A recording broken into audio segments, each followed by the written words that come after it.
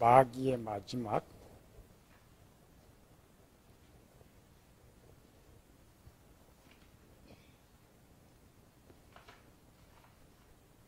마지막 순간. 성경 65권은 순서대로 이렇게 봐야지만 계시록을 1, 2, 3장으로 순서대로 보면 안 맞죠. 계시록 주제별로 봐야 쉽다. 주제도 각각 다 다르죠. 여러 가지 주제들이 있기 때문에 그렇게 쉽지 않는 거죠. 지난번에 이제 2만만. 여섯 번째 나팔을 불 때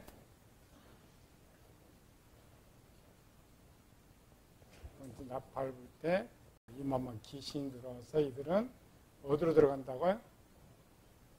세상만.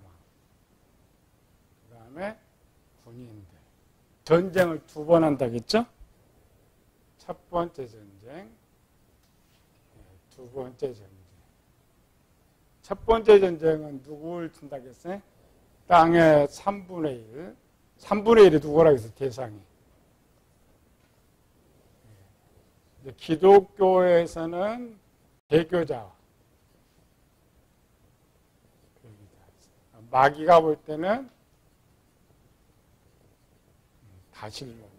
신론자도 마귀 편인데 왜 저들을 죽일 수밖에 없냐면 마귀는 이 세상 지구의 100%가 마귀를 신으로 섬겨야만 지구와 우주가 자기 것이 되는데 다신론자들이 있으면 언제든 배교를 할 수가 있어요.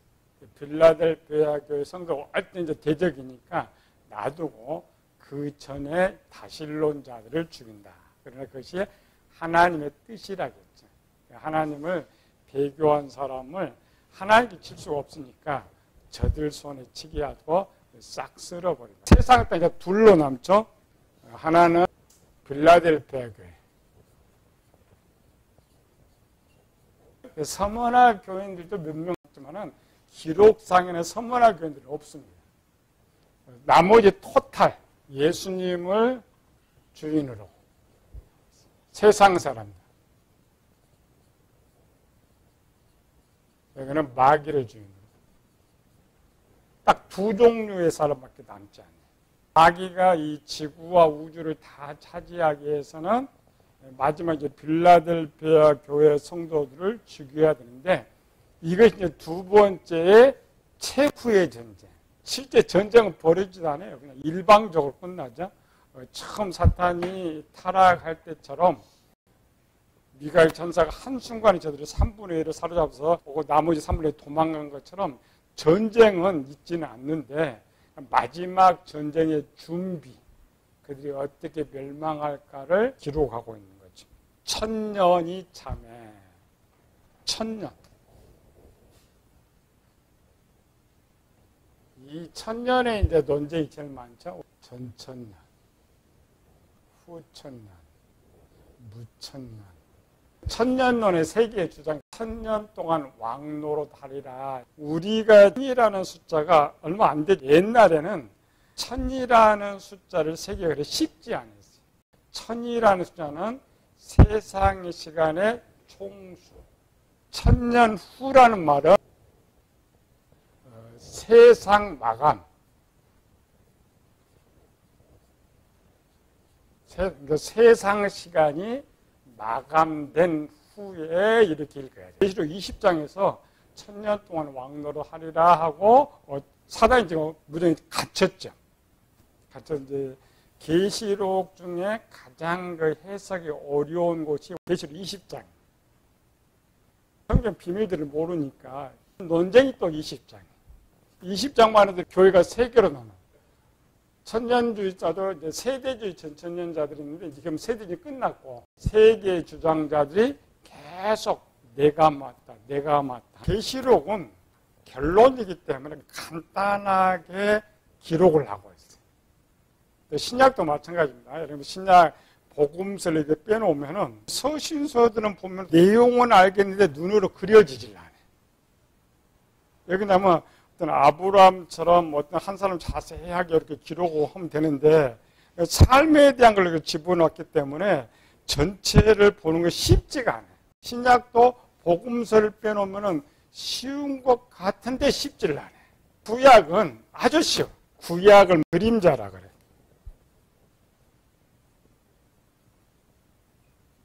그림자라는 것은 신약의 실체를 설명해 준다.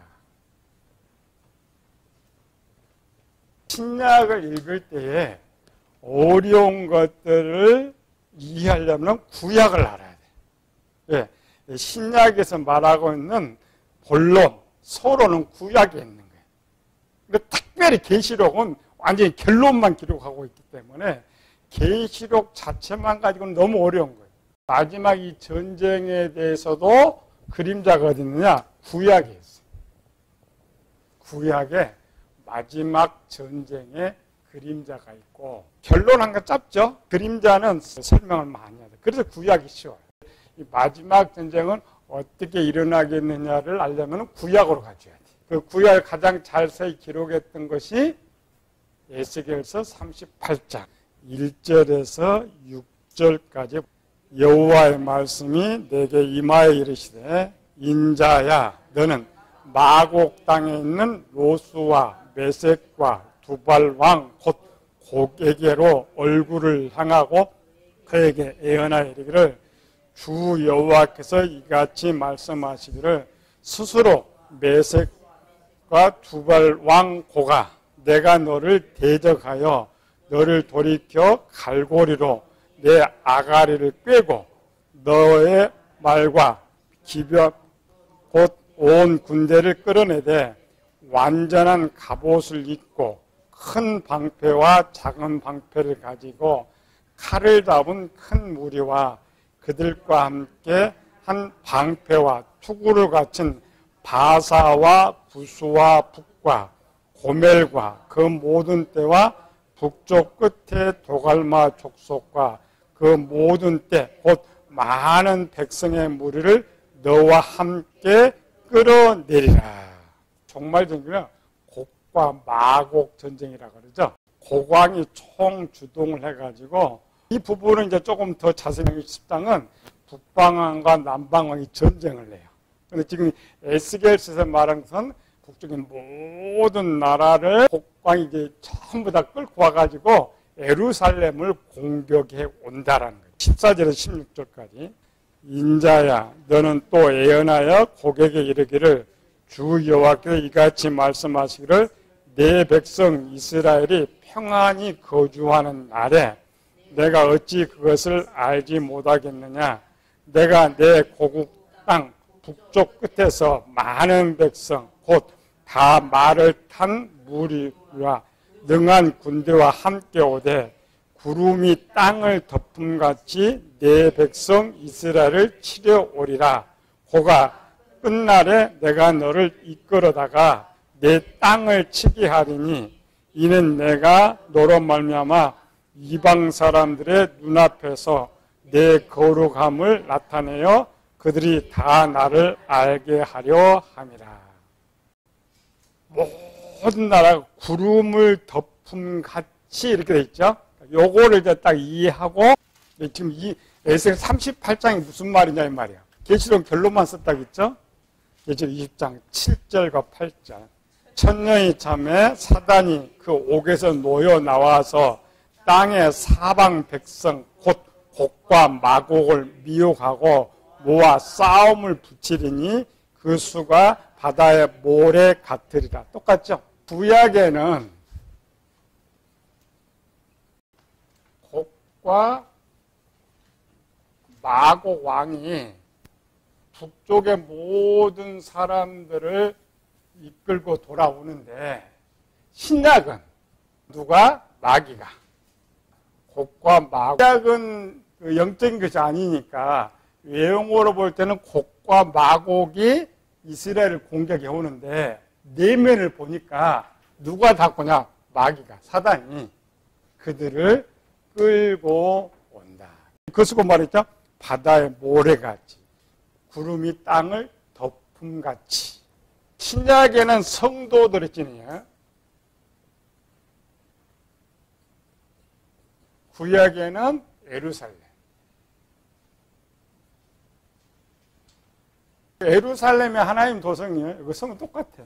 눈에 보이는 거. 이거 성도들 이제는 눈에 안 보이는 거죠.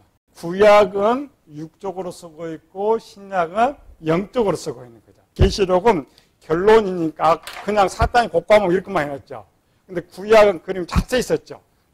모든 대상들, 모든 나라들을 하나하나 천천히 하고 이들 전체 북방왕이다. 계시록을 볼 때는 신약이요. 신약을 볼 때는 반드시 이 구약의 설명문을 알아야 둘의 내용이 뭔지 쉽게 알 수가 있어요. 지금 마지막 진사.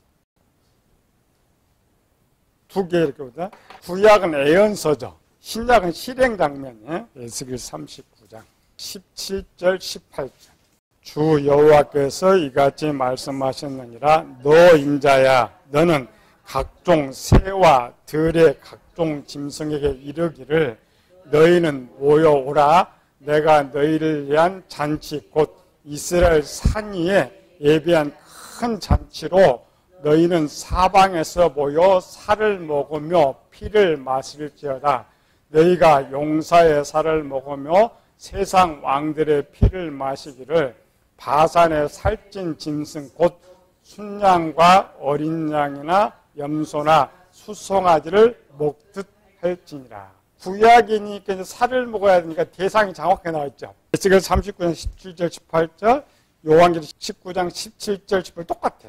또 내가 보니 한 천사가 태양 안에 서서 공중에 나는 모든 새를 향하여 큰 음성으로 외쳐 이르되 와서 하나님의 큰 잔치에 모여. 이게 그냥 전쟁입니다. 모여 왕들의 살과 장군들의 살과 장사들의 살과 말들과 그것을 탄 자들의 살과 자유인들이나 종들이나 작은 자나 큰 자나 모든 자의 살을 먹으라 하더라.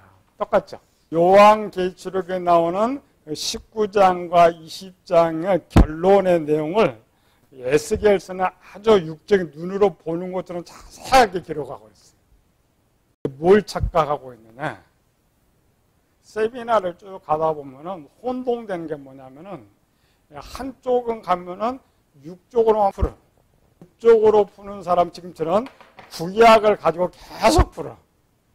한쪽으로 하면은 구약은 다 무시하고 영적으로만 풀어요. 똑같이 하나만 풀어주면 참 쉽겠는데 어떤 사람은 이렇게 말하고 어떤 사람은 저렇게 말하고 있다. 왜 그러느냐? 눈에 보이는 것만 푸는 거예요. 가운데 중도 사람 섞어 이렇게 구약 섞고 신약 섞어서 해석을 해주고 있다. 구약에서 말하고 있는 종말, 신약에서 말하는 종말이 달라요.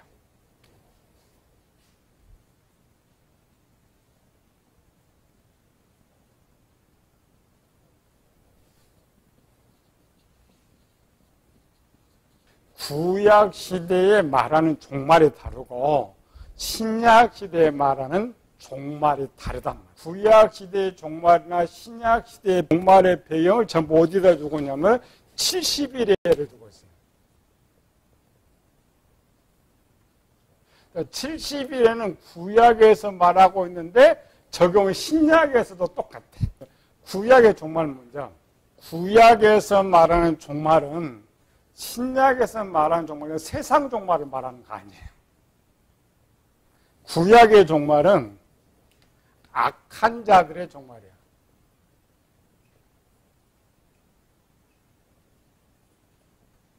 악한 자가 누가 있어요? 곡, 마고, 악한 자들의 종말. 신약의 종말은 마귀와 귀신들의 종말이에요.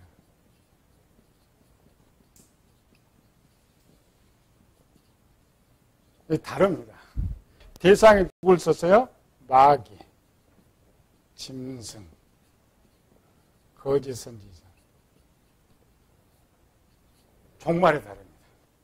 그런데 이런 배경도 없이 그냥 성경을 한쪽에서만 해요. 이것도 안 써요. 세상 종말이다.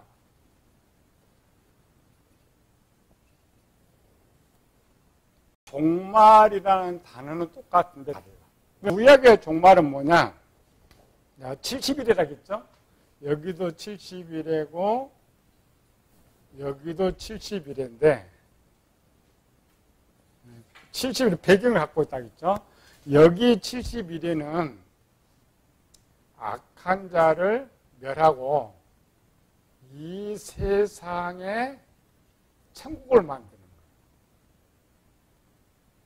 거예요. 이거 잘 인정해야 돼요. 유대인들이 생각하면 정말 다 다르다. 그러면 아니에요.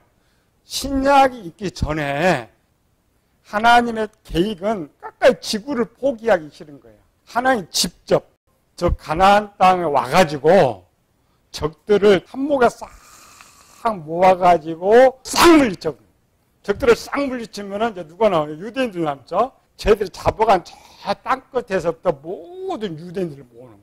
가나안 땅에 먼저 하나님 나라를 세우고 이 나라가 세상으로 확장되는 거. 70일에 종말론 담 해석이 원래 달라져야 돼. 이때의 사건이 뭐냐? 아까 육적으로 썼다고 했죠?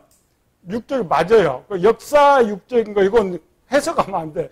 육적으로 그대로 써서 신약의 이치에서는 곡과막의 대상이 달라지지만 에스겔이나 다니엘이나 이사야에서 예언한 것들은 종말은 종말인데 신약에서 이 종말을 말하는 거 아니에요. 유대인 이치에서 내가 내 백성을 구원하려 내가 왔다. 또 우리가 잘 아는 회개하라 천국에 가까웠다. 이 말은 오늘 우리가 말한 것처럼 저 천국이 아니고 지금 이 땅에 하나님 나라가 펼쳐질 천국이 만들어졌으니까 악한 자가 돼서 죽지 말고 회개해서 이 하나님 나라에 동참하라는 거예요. 천국 가려면 그냥 회개하라 이렇게 했는데 그 해석이 아닙니다. 전혀 다른 거예요. 복음서가 신약에 서 있지만은 복음서는 구약의 마지막 편이에요. 마지막 편이고 새로운 시대가 서신서예요. 복음서가 신약 시대에 쓰여졌다고 해서 신약에 첨부하다 보니까 해석을 잘못하고 있는 거예요. 예수님이 십자가에 죽으실 때가 이제 69일이니까.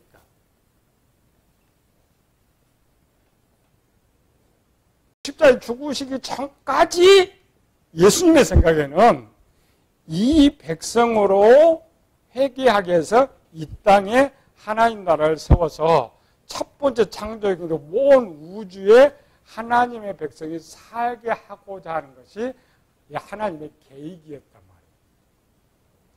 신약에는 절대 이렇게 해석하면 안 돼. 구약으로 해석해야죠. 구약의 이치에서 가서 반드시 이렇게 해석. 그러나 신약을 해석하면서 이 구약을 인용해 올 때는 해석이 달라져. 이게 그래서 성경이 어려운 거예요. 구약만 있으면은 역사 눈에 보이는 그대로 해석을 해줘야 되고 1년 남겨놓고 이것도 70일이죠. 7년을 남겨놓고 문제가 생겨버렸어요. 나라가 생기려면 세 가지가 기본이 있어야 돼요. 첫 번째 누구예요? 백성. 두 번째 땅.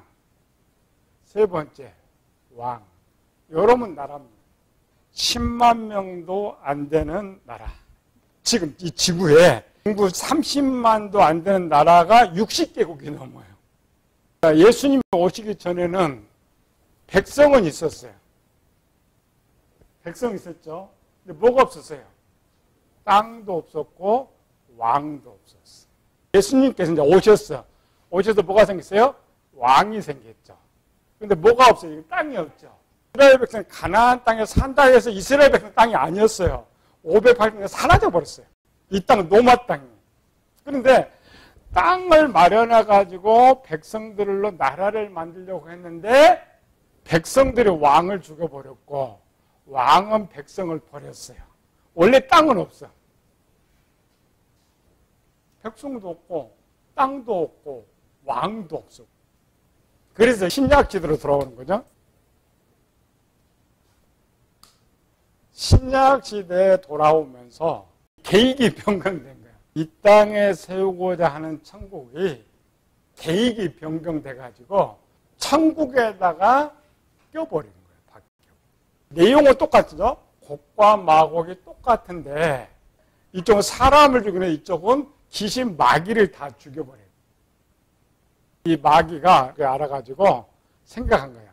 하나님 백성이 문제였으니까 하나님의 백성들을 다 죽이면 모든 것이 자기의 나라가 될 것이다.